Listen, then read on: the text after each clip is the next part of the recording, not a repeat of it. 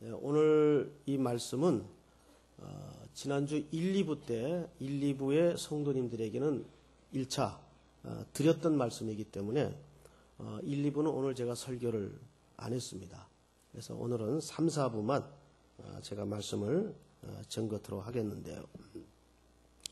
일주일에 딱 2번만 설교했으면 좋겠어요. 오늘 1, 2부 안 하니까 얼마나 몸이 가뿐하고 정신이 맑고 자, 우리 이제 한 주만 건너뛰어도 벌써 우리 기억 속에 앞서 강해에 대해서 많이들 있습니다. 그래서 이 강해 설교의 특징은 뭐냐면 지난 설교와 오늘 들어야 될 메시지가 무관하지 않다는 겁니다. 그래서 좀 기억을 하고 선지식을 좀 머릿속에 담고 말씀을 들어야 돼요. 그래서 지지난주 첫 번째 나팔의 의미에 대해서 많이들 잊으셨을 테니까 제가 한 5분가량 그때 안 오신 분들을 위해서 또 대부분 잊어버렸을 여러분들을 위해서 이해를 돕는 차원에서 말씀을 좀 드리도록 하겠습니다. 우선 요한계시록은 전체 구조가 세 토막으로 되어 있다고 그랬죠. 첫째 토막이 서론, 둘째 토막이 본론, 셋째 토막이 결론입니다. 자, 본론은 6장서부터 16장까지죠. 서론과 결론은 내버려 두더라도 본론이 중요한데, 자, 본론은 크게 세 가지 상징과 그림을 담고 있다고 했어요. 첫 번째 우리가 마친 일곱째 인까지 마쳤죠. 그러니까 7인을 공부했어요. 7인. 그 다음에 지금 우리가 어느 대목에 들어와 있는가 하면 둘째 그림의 상징인 7 나팔이 이제 우리가 지금 들여다보고 있는 내용들입니다. 그리고 이제 7 나팔이 맞춰지면 7 대접의 비유가 등장을 하게 됩니다.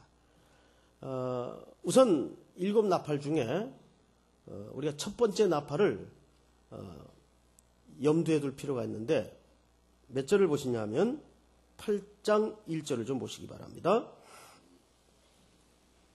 8장 1절. 7째 인을 떼실 때에, 이게 무슨 얘기냐면 7째 인이 이제 맞춰지는 쯤 그 뜻입니다. 이제 7째 인이 맞춰지죠? 우리 끝냈죠? 예. 끝냈죠? 예. 반응을 좀 합시다. 자, 7째 인이 맞춰질 즈음에 어떤 영적인 현상이 사도 요한에게 보여지는 겁니다. 그 현상이 뭐냐면 하늘이 반 시간쯤 어떻게 했다고 되어 있어요? 고요하더니. 자, 고요했다. 내가 보면 하나님 앞에 7 천사가 어떻게 있어요? 서 있어. 이제 드디어 앞으로 펼쳐질 뭐를 봤습니까? 7 나팔을 받았더라. 이렇게 되어 있어요. 자, 이 그림은 참 중요한 것이 우리가 지금 7 나팔을 공부하고 있는데 이 7 나팔이 준비되기 전에 두 가지 현상이 있었어요. 첫째는 하늘이 반 시간쯤 어떻게 돼 있었어요? 고요했다. 그리고 두 번째 현상은 7 천사가 이제 7 나팔을 받게 될 사람들이겠죠. 이 7 천사가 서 있어서, 이 서 있다라는 표현 성경에 아주 중요한 표현입니다. 서 있다. 자, 이 두 가지 그림은 고요하다, 서 있다. 이 두 가지 그림은 전형적인 하늘의 오전의 광경을 묘사하는 겁니다. 그런데 오전의 풍경 가운데 어느 시기의 경우를 묘사한 그림인가? 어느 시기라 그랬어요? 곧 누가? 왕이 등장할 그 직전의 그림을 이렇게 묘사한 겁니다. 고요했다, 일곱 천사가 서 있었다. 아울러 나팔이 성경 전체에서 갖는 큰 세 가지 의미가 있었다고 말씀을 드렸습니다. 첫째는 뭡니까? 왕이 출현을 할 때. 대표적인 케이스가 출애굽기에 보면 19장에 누가 모세가 백성들을 데리고 호렙산에 올라가는데 하늘에서 무슨 소리가 들려요? 나팔 소리가 들려요.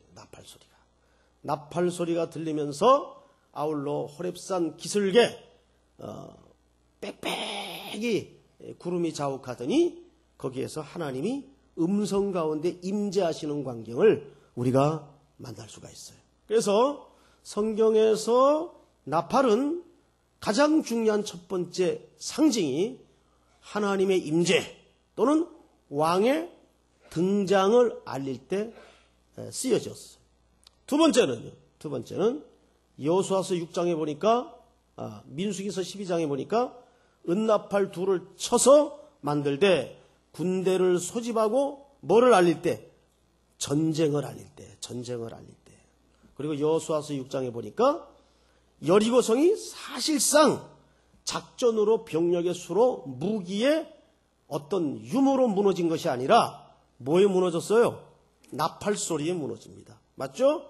그래서 이 나팔은 심판을 얘기할 때 세 가지를 기억해야 돼요.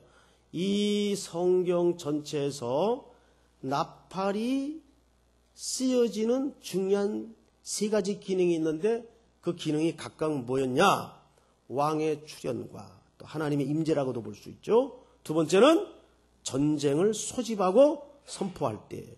세 번째는 심판을 하나님께서 감행하실 때 이 나팔이 등장을 합니다. 그리고 신약에 넘어와서 데살로니가 전서 4장에 보니까 예수 그리스도의 재림 전에 있어야 될 몇 가지 중요한 사인이, 그 중에 대표적인 사인이 뭐라고 그랬어요? 나팔이 울릴 것이다. 그래서 여러분 보세요. 앞을 보세요. 나팔 소리는 가장 중요한 기능이 왕의 출현과 전쟁의 시작과 결국 심판을 얘기해요. 그런데 우리가 첫 번째 나팔 비유를 통해서 주목했던 것은 뭐냐면 몇 절을 보시냐면 7절. 첫째 천사가 나팔을 부니 피 섞인 우박과 불이 나와서 땅에 쏟아지매. 자, 피 섞인 우박은 기억하실 성도들이 이제 있을 텐데 구약 성경에서 무엇을 연상시킨다 그랬죠? 뭐를요? 그렇죠. 출애굽 사건을 연상시킨다 그랬어요. 즉 출애굽 때 이 우박의 재앙을 통해서 심판을 받았던 대상은 잘 들으셔야 돼요. 이게 굉장히 중요합니다. 이스라엘 백성들이에요? 바로예요. 바로입니다. 즉 오늘 이 일곱 나팔의 첫 번째 그림이 우리에게 시사해주고 던지는 중요한 핵심 메시지는 뭐냐면 이 심판은 우리 어린 양의 피로 구속함을 받은 백성들에게 지금 경고하는 심판이 아니고 누구에게? 그리스도 밖에서 이 진리의 말씀을 알지 못하는 이들에게 결국에 임할 심판의 그림을 이런 출애굽 모티브를 통해서 설명하는 거예요. 이해가 되죠? 자, 그런데 이제 오늘은 몇 번째 나팔입니까? 두 번째 나팔을 좀 보십시다. 둘째 천사가 나팔을 부니 불붙는 큰 산과 같은 것이 바다에 던져졌다. 이렇게 돼 있어요. 자, 보세요. 성경을 잘 보시면 불붙는 산입니까? 불붙는 큰 산과 같은 것입니까? 불붙는 큰 산과 같은 것이. 그러니까 이건 뭐예요? 하나의 불붙는 큰 산이 정말 바다에 던져졌다는 말이 아니고 어떤 비유와 상징을 말하고 싶었던 거죠. 그러면 이것이 사도 요한이 밤모섬에 유배돼서 기도 가운데 이 환상을 받을 때 이 환상이 어디에 근거한 환상일까? 여기에 나타난 환상들은 전혀 독자적인 환상이 없고 전부 뭐예요? 구약에 하나님이 이미 수많은 선지자들을 보내서 설득하고 경고하고 누누이 말씀하셨던 내용들이 어떻게 실현되고 이루어질 것인가? 이것을 보여주는 거예요. 근데 여기 지금 두 번째 나팔을 보니까 불붙는 큰 뭐예요? 산과 같은 것이. 자, 이제부터 이 계시의 환상이 어디에 근거한 말씀의 기초를 갖고 있는 본문인가? 예레미야서 51장을 빨리 찾으세요. 예레미야서 51장. 요한계시록 본문은 좀 접어두시고 예레미야서 51장.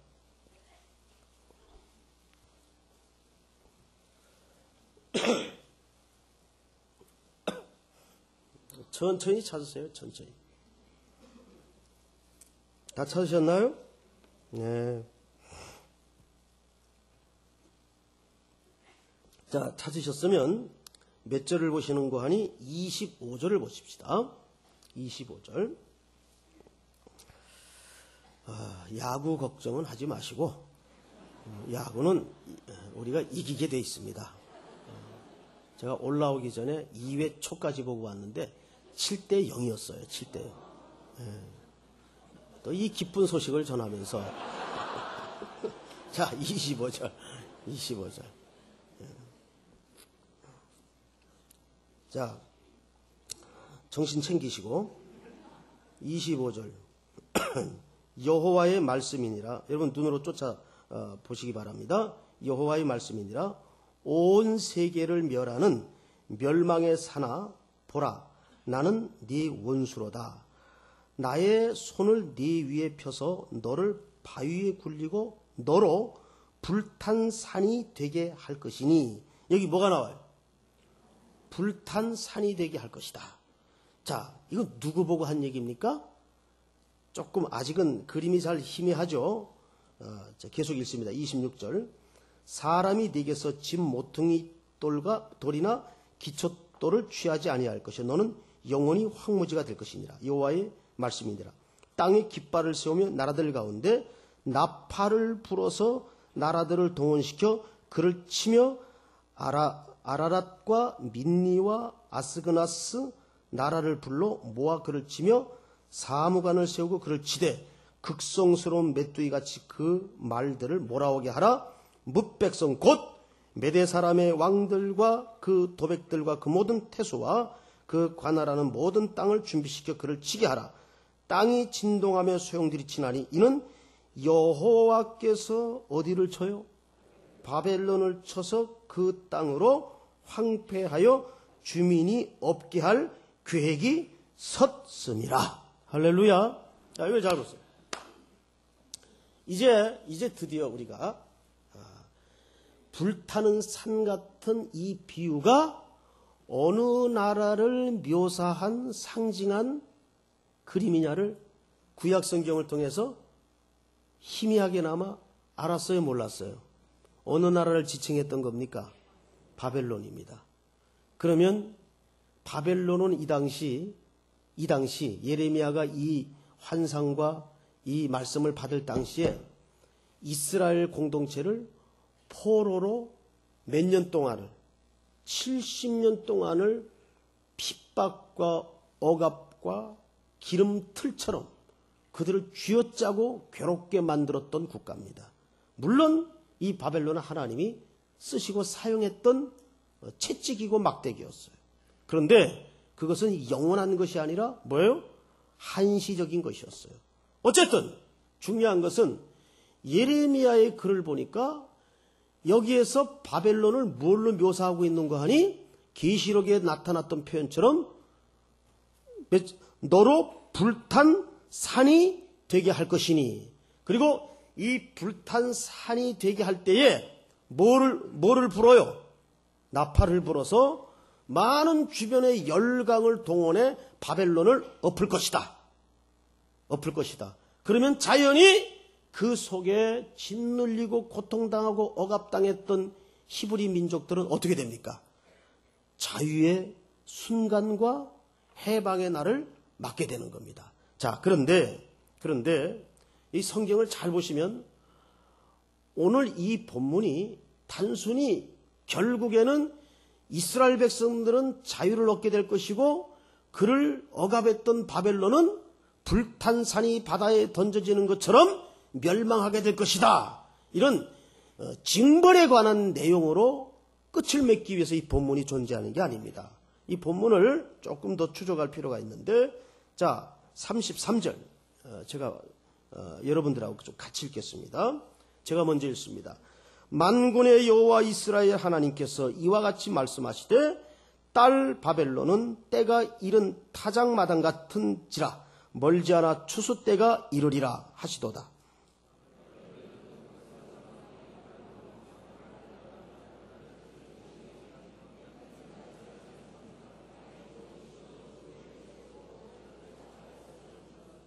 자, 바벨론의 느부갓네살 왕이 나를 먹고 나를 멸하고 나를 빈그릇 되게 하고 큰 뱀같이 나를 삼키며 나의 좋은 음식으로 그 배를 채우고 나를 쫓아내었으니, 이 말은 누가 한 얘기일까요? 히브리인들이 한 얘기입니다. 예레미야가 아이 메시지로 한 얘기입니다. 이걸 1인칭화시켜서 나는 이렇게 바벨론에 의해서 처참하게 짓눌려지고 고통당하고 시름의 세월을 보낼 수밖에 없었다. 자, 그런데 35절, 내가 받은 폭행과 내 육체에 대한 학대가 바벨론에 돌아가기를 원한다고 시온 주민이 말할 것이요 내 피 흘린 죄가 갈대아, 이 갈대아는 바벨론을 얘기해요. 갈대아 주민에게로 돌아가기를 원한다고 예루살렘이 말하리라. 자, 이게 무슨 얘기일까요? 지금 잘 생각해 보세요. 이 성경을 보시면 내가 받은 폭행, 육체에 대한 학대가 바벨론에 돌아가기를 원합니다고 누가 말한대요? 시온 주민이 누굽니까? 택한 백성들을 얘기합니다. 또 예루살렘은 누굽니까? 택한 백성들을 얘기합니다. 자, 그런데 그들이 그렇게 말을 하겠대요. 그럼 이 말이 뭘까? 36절, 그러므로 여호와께서 이와 같이 말씀하시되 보라, 내가 네 뭐를 듣고 송사를 듣고 너를 위하여 보복하여 그의 바다를 말리며 그의 샘을 말리리니. 자, 여기서 아주 중요한 표현이 등장을 하는데, 이 시온 백성이, 예루살렘이 그 당한 폭행과 육체의 고통과 역사의 질고를 말하리라. 그거를 다음 절에 보니까 뭘로 묘사를 했어요? 송사를 할 것이다. 자, 그러면 여기서 말을 한다, 송사를 한다, 이게 오늘 우리 영적인 언어로 치환시켜서 말하자면 뭐에 해당하는 겁니까? 그렇습니다. 이거는 역사의 풀무 속에 고통당하며 언제 이 고역의 날이 맞춰질 것입니까? 라고 울부짖고 기도하던 뭐예요? 백성들이 기도를 얘기하는 거예요. 볼까요? 여러분, 예레미야서 29장을 보세요. 예레미야서 29장. 늘 얘기하는 거지만 성경은 엄청난 책이에요. 29장 10절을 보세요. 10절. 자, 우리 호산나 찬양대 한번 읽어 주시겠어요? 시작.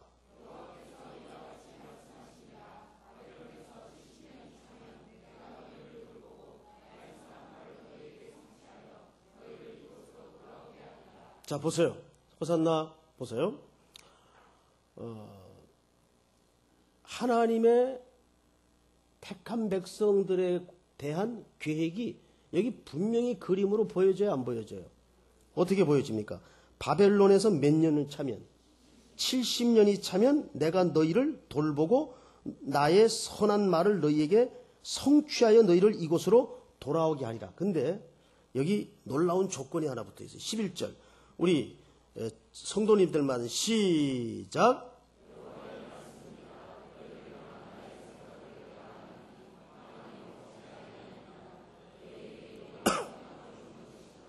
자, 그런데 12절을 제가 읽겠습니다. 눈으로 잘 보세요. 너희가 내게 부르짖으며 내게 와서 기도하면 내가 너희들의 기도를 들을 것이요. 너희가 온 마음으로 나를 구하면 나를 찾을 것이요. 나를 만나리라.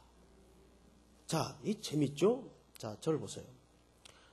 하나님께서는 이스라엘 백성들을 분명히 포로 70년 마치면 돌아오게 할 계획을 가지고 계세요? 안 가지고 계세요? 가지고 계세요. 가지고 계시는데, 그리고 나의 생각은 멸망이 아니라 뭐예요? 희망이고 장래에 대한 소망이라 그랬어요. 자, 그런데 뭐 하여야 그것을 성취할 것이다? 내게 부르짖어야. 너희가 내게 기도해야 이 일을 이루어지고 이 일이 성취될 것이다. 이게 뭐예요? 이거는 이제 우리 성도들이, 오늘 이 말씀을 듣는 우리 성도들이 신앙의 새 지평을 여는 놀라운 깨달음이어야 됩니다.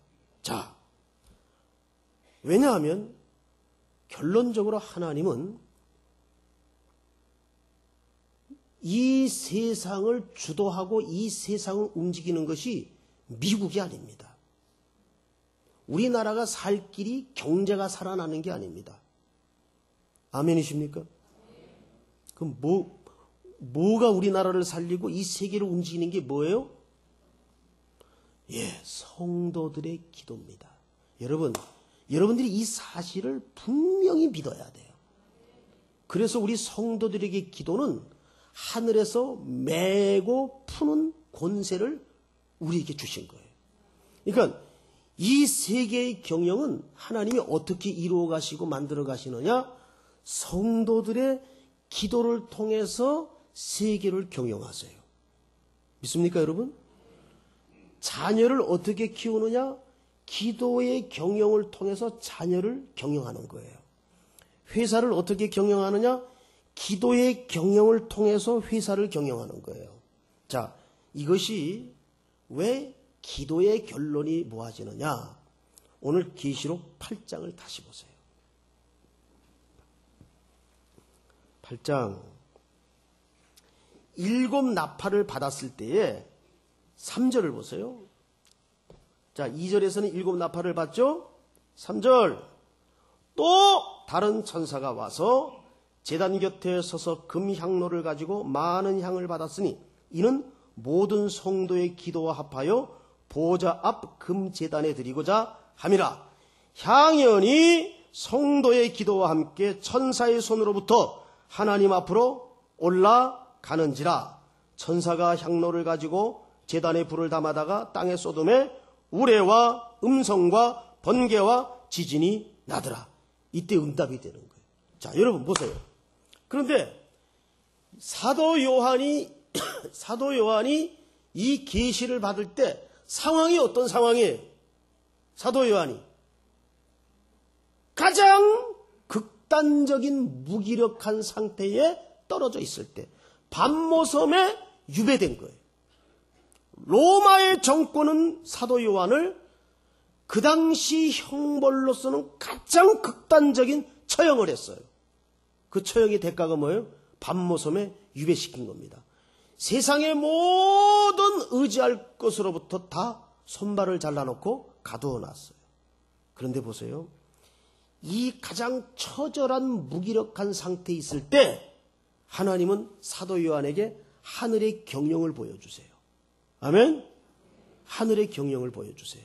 그런데 그 하늘의 경영이 전부 누구의 기도를 통해서 성취되고 이루어지는 것들입니까? 할렐루야. 자, 계시록 6장을 한번 볼까요? 6장을 보시면 다섯째 인을 뗄 때 9절 보세요. 다섯째 인을 떼실 때 내가 보니 하나님의 말씀과 그들이 가진 증거로 말미암아 죽임을 당한 영혼들이 제단 아래에 있어 큰 소리로 불러 이르되 거룩하고 참되신 대주제여 땅에 거하는 자들을 심판하여 우리의 피를 갚아주지 아니하시기를 어느 때까지 하시려 하나이까 하니 각각 그들에게 흰 두루마기를 주시며 이르시되 아직 잠시 동안 쉬되 그들의 동무 종들과 형제들도 자기처럼 죽임을 당하여 그 수가 차기까지 하라 하시더라. 여기에 그 환란의 역사 속에 억울하게 예수 그리스도의 증언으로서 증인자로서 죽임당한 사람들이 있어요. 억울하게. 그런데 역사는 세상의 권세에 정말로 끝이 나는 것 같아 보였어요. 돈이 승리를 하는 것 같고 사람의 수가 승리를 하는 것처럼 역사는 흘러가고 역사는 비춰지고 역사는 보여져요. 그런데 오늘 성경을 보니까 실제 이 역사를 경영하는 것은 누가 경영하는 거예요? 성도들의 기도를 통해서 경영하는 거예요. 믿습니까, 여러분? 얼마나 우리 성도들의 기도가 특권이요 중요한 역사의 키를 붙들고 있는 겁니까? 그대로 성취되는 것을 보여주는 거예요. 지금도 우리 성도들 가운데는 뭐 직장에서 승진의 문제라든지 비즈니스의 문제라든지 육체의 질병이라든지 사람 때문에 당하는 고통이라든지 각양각색의 정말 하나님의 의로운 성도로서 살기 때문에 겪어야 되고 감내해야 되는 손해가 있어요. 로마 정권은 결국 반모섬의 사도 요한을 유괴시켜 놨어요. 사람으로서는 가장 무기력한 상태에 던져진 거예요. 그런데 그때 가장 큰 역사를 지금 경영하고 있어요. 할렐루야. 여러분, 내가 이 세상의 어떤 세속의 끈아풀들로부터 완전히 떨어져 나가고 홀로이다 싶을 때, 가장 무기력한 상태에 던져졌다 싶을 때, 그때 가장 위대한 역사를 시작할 수 있는 절호의 기회인 줄을 믿으시기 바랍니다. 그 시작은 뭐 해야 되겠어요? 기도하는 겁니다. 왜? 하나님은 오고 오는 수천 년의 역사를 성도들의 기도를 통해서 경영해 오셨어요. 믿습니까, 여러분? 그게 성경이 증언하는 거예요. 기도할 수 있는데 왜 걱정하십니까? 경부선을 타고 내려가다 보면 우측에 그 사인판이 하나 걸려 있어요. 어느 출판사가 내건 사인판인데 저는 경부선을 타고 오르내릴 때마다 그 사인판을 유심히 봐요. 이게 아주 인상 깊어요. 기도할 수 있는데 왜 걱정하십니까? 기도할 수 있는데 왜 걱정하십니까? 이런 찬송이 있죠? 예. 우린 걱정할 거 없어요. 왜? 이 역사는 기도하는 사람들을 통해서 경영되어지고 그렇게 끝나도록 되어 있습니다. 키는 세상이 갖고 있는 게 아니라 하나님이 여러분들에게 주셨어요. 그 키가 뭐예요? 마스터 키. 기도의 키입니다. 나라가 어렵고 삶이 공고할수록 내가 무기력한 상태에 던졌다 싶을 때일수록 가장 위대한 일을 시작할 수 있는 기회라는 믿음을 가지고 하나님 앞에 이 한 주간도 승리하는 은혜가 있기를 축복합니다.